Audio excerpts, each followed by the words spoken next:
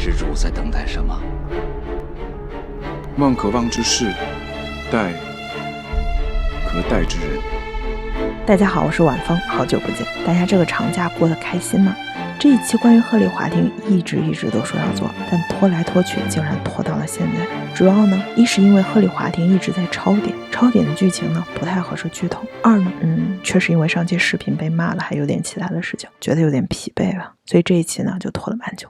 好了，不多说了，言归正传。现在既然鹤唳华亭新的12季番外《别云间》已经播完了，那么这一期我们就来具体聊一聊。首先，我们先来看看鹤唳华亭和别云间这两个名字。鹤唳华亭一词出自《世说新语》，《世说新语》中记载，陆平原何谯拜为卢雉所产，被诛。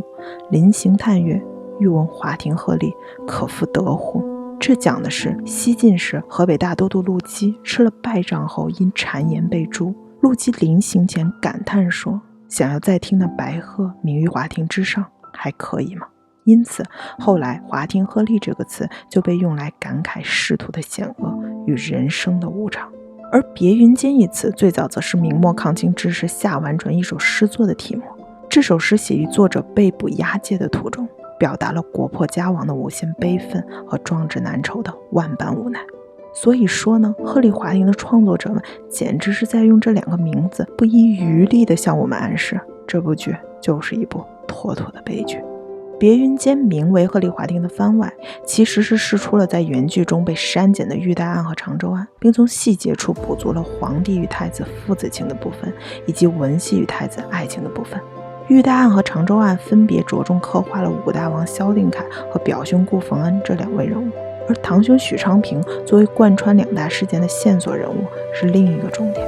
既然如此，那么这一期我们不妨就专门来做一期人物分析，一起来聊聊别云间中的堂兄许昌平、五大王萧定凯、表兄顾逢恩和太子萧定权。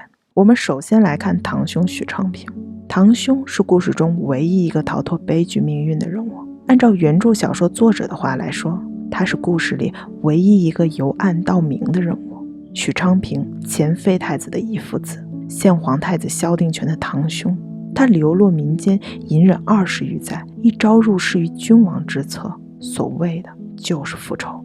因此在故事最开始的春闱案中，他通过博取太子的信任，并在关键时刻反水，获得了皇帝身边秘书郎的职位，实现了复仇计划的第一步。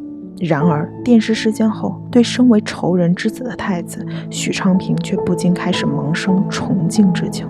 太子所坚守的正道大义，不正是自己所向往所追寻的吗？后来回乡辨明往事后，他再次回到京城，这一次为报恩，也为赎罪。堂兄最打动我的一场戏，就是深夜时与太子对饮的那场戏。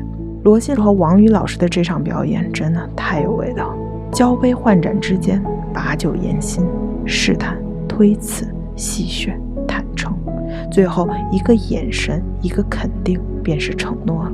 纵使前路艰难万险，我知你定会信我，你一知我定不会弃你叛你。这种感觉真的久违了。所以晚风我说，鹤唳华亭讲了文人之间对于情的最高向往，那是一种志同道合、惺惺相惜，是为知己者死的极致浪漫与慷慨。这让我不禁想起来春秋战国时期那些个舍生取义的凛然故事，如侯生助信陵君盗得虎符后北向自刎，以谢君恩；再如聂政为严仲子刺杀侠类后自毁容貌，扑尸于世。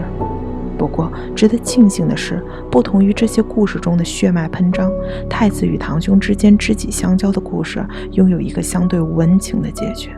故事的最终，堂兄成为了太子遗腹子阿琛的太傅，他将陪伴教导阿琛，共同见证这个太子殿下曾经守护过的繁华盛世。我们再来看看五大王萧定凯。冰雪聪明如他，却奈何身为爹不疼娘不爱的皇室庶子，所以不甘心。而这便是五大王萧定凯的悲剧起源。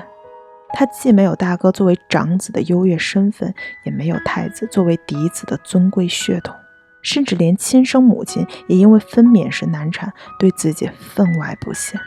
他一心想拜卢尚书为师，但卢尚书却以身为太子太傅为由，屡次拒绝。他对文熙一见倾心，但文心的心之所向却从始至终都是太子殿下。这么多年来，总有一个声音回荡于他的耳畔：你不能和你三哥争。于是他便真的要争争看看。他不择手段，以命相搏，将所有的人都变成了他权力博弈的棋子：母亲、哥哥、太子妃、文熙。定权要杖毙武大王时，二人的那段对手戏真的是相当惊艳。那种超强的戏剧冲击力，晚风我必须要给个大大的赞。临行之前，武大王问定权：还记得落英坠混的典故吗？同开于一树的花朵，随风而落，有的坠于阴隙之上，有的却流落于沟渠之中。三哥，你是落在阴隙上的，而我不甘心。那一瞬，忽的不由得感慨起皇室成员间淡薄无奈的亲情。然而下一刻，武大王的阴险可怕又将我们拽回了现实。原来在即将殒命的最终，他又利用皇帝、太子、顾家、李明安之间的嫌隙，设下了一个局，而局中之人皆无从逃脱。这就是武大王萧定凯，温柔与毒辣，淡泊与算计，软弱与狠绝。